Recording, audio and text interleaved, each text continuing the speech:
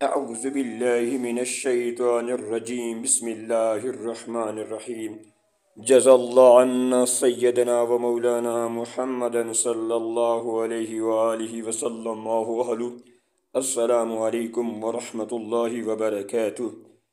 جو عاشق رسول ہوتا ہے وہ نفع بخش علم کا دیوانہ ہوتا ہے۔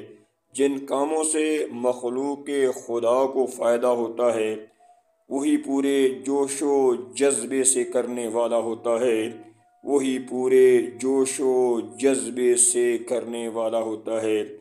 جو عاشق رسول ہوتا ہے وہ مخلوق خدا کا خیر خواہ ہوتا ہے، وہ مخلوق خدا کا خیر خواہ ہوتا ہے۔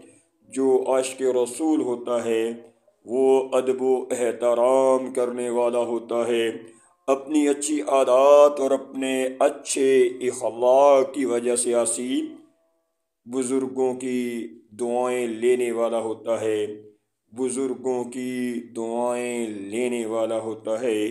جو عاشق رسول ہوتا ہے وہ اللہ کو ایک جاننے والا ہوتا ہے، وہ اللہ کو ایک جاننے والا ہوتا ہے اور اسی ہی کی ماننے والا ہوتا ہے۔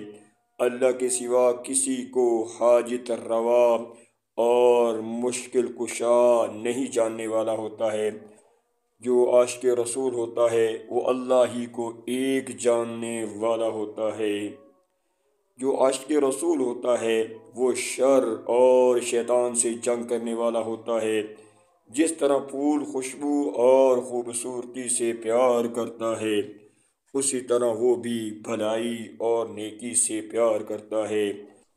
جو عاشق رسول ہوتا ہے وہ تلاوت قرآن کریم اور تعلیمات قرآن کریم کا دیوانہ ہوتا ہے، بری اور بیہودہ تعلیمات سے انجانا ہوتا ہے، قناعت کو چاہنے والا ہوتا ہے، فیشن پرستی سے جان چھڑانے والا ہوتا ہے۔